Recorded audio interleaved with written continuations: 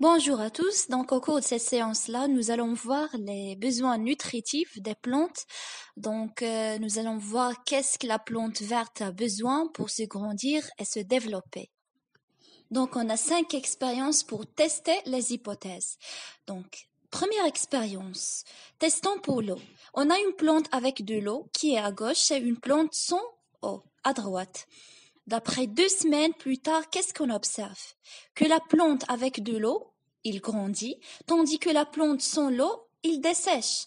Alors, comme interprétation, comme conclusion de cette expérience, nous allons dire que la plante a besoin d'eau pour se développer. Donc, durant la deuxième expérience, testons pour les sels minéraux maintenant. On a une plante avec de l'eau minéralisée qui est à gauche et une autre plante avec de l'eau déminéralisée.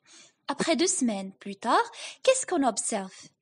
Donc, on observe que la plante avec de l'eau minéralisée, il grandit, contrairement à la plante sans eau minéralisée.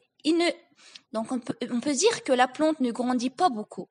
Comme conclusion de cette expérience, nous allons dire que la plante a besoin de sels minéraux pour se grandir. Entre parenthèses, l'eau minéralisée, c'est l'eau qui contient des sels minéraux. Donc, troisième expérience, testons pour le CO2, bien dioxyde de carbone. On a une plante avec de l'air avec dioxyde de carbone à gauche et une autre plante avec de l'air mais sans dioxyde de carbone. 2 semaines plus tard, qu'est-ce qu'on observe? Que la plante avec le CO2 grandit, mais contrairement à la plante sans dioxyde de carbone, ne grandit pas beaucoup. Alors, comme conclusion de cette troisième expérience, nous allons dire que le dioxyde de carbone est un élément très nécessaire pour le développement de la plante.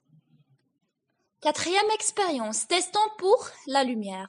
Mettons une plante sous un cache opaque qui est à droite et une autre plante avec lumière qui est à gauche. Qu'est-ce que vous observez 2 semaines plus tard?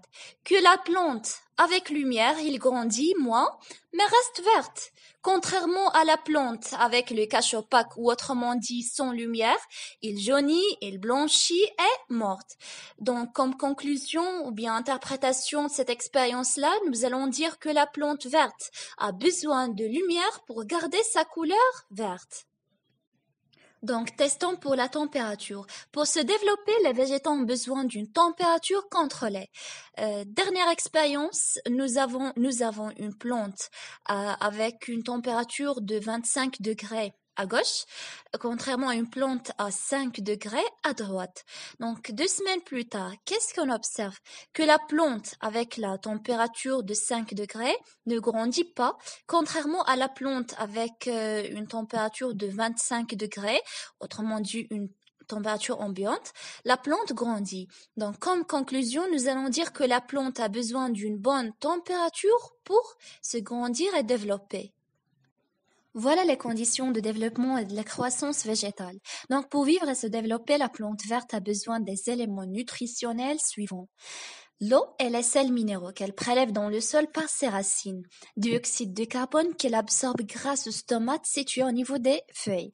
L'énergie lumineuse qu'elle capte grâce au chlorophylle et finalement une bonne température ou bien une température ambiante pour une bonne croissance.